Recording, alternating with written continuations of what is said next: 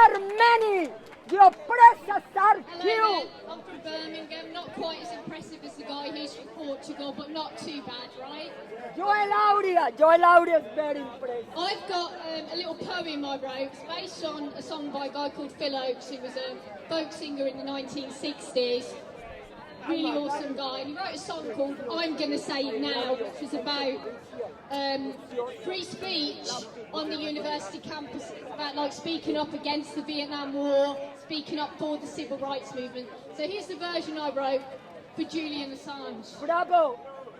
I am just a citizen and I'd only like to learn, but it's hard to read through the rising smoke of the leaks that you'd like to burn. So I'm going to make a promise and I'm going to make a vow that when I've got something to say, sir, I'm going to say it now. Bravo. You've given him a number and you've silenced all his name to take away his rights and to stifle all his fame. Because you're supporting murder and he will not kowtow. Yes. Because when he got something to say, sir, he's going to say it now. I wish that you'd make up your mind. I wish that you'd decide that he should live as freely as those that live outside. Because he also is entitled to the rights to be endowed. Because when he got something to say, sir, he's going to say it now.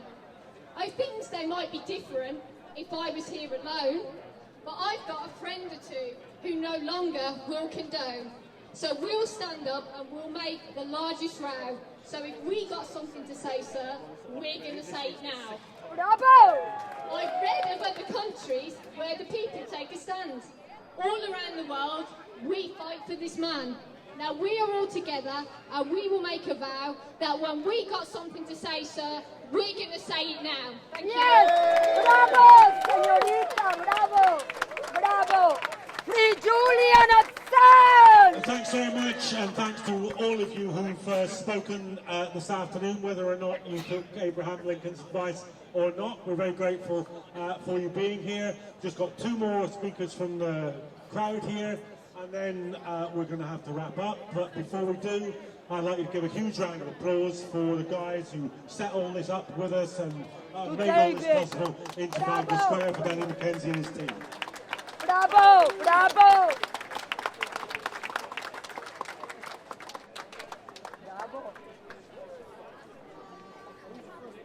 Good afternoon, everyone. Where else would I be except here, in this square, standing beside the statues of these three brave men who have defended our rights. If we aren't here, if I'm not here, then when will my rights, which are being attacked, when will I be defended? I won't be.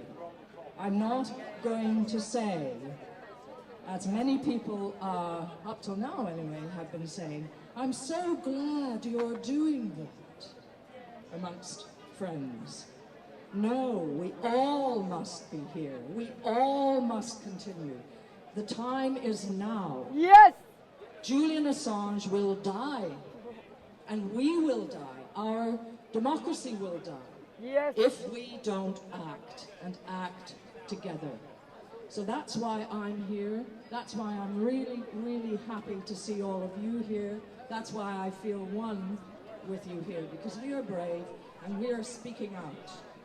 Free Julian Assange. Free Julian Assange now. Free Julian Assange. Free Julian Assange now. Free all of us. Free Julian Assange. Free Julian Assange. Bravo, señorita, bravo. Merci. Yeah, Merci, bravo. I want to get a picture in the chair. Well, hello, or as I normally say, g'day. My name's Kamala. I'm from Australia, and I have met people in the last couple of weeks who did not even know that Julian Assange was an Australian citizen.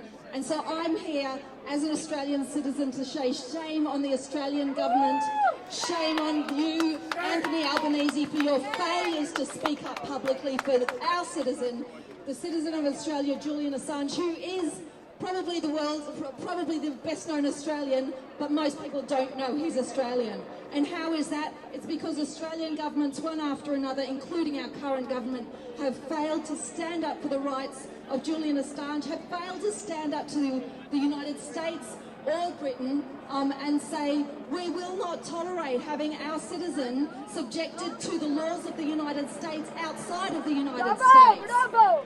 There should be no such thing as extraterritoriality. No. There is no such thing as extraterritoriality, and yet the United States government wants to apply its laws to a citizen of another country who was never even in the United States when the things that he's accused of doing took place.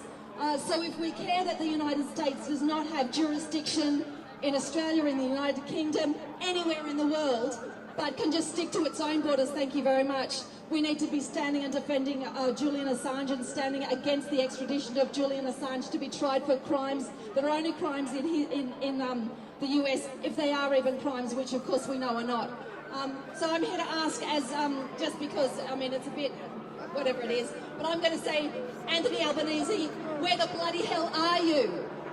And to demand that the Australian government take action, that the United States government cease its efforts to extradite Julian Assange, that Julian Assange be freed now, because it is far too long that this shameful experience has been played out across the world, that those telling the truth are being persecuted, while those who committed the war crimes are being let off. And I'll just say, we need WikiLeaks, we need more journalism, because they are trying to foist more and more wars on us. They're trying to foist war against China on us when China is not the one with military bases all around the world. And we need to have the truth, and we can't have the truth, we can't fight the wars if we don't have the truth. And that's why once more I want to say, free Julian Assange now.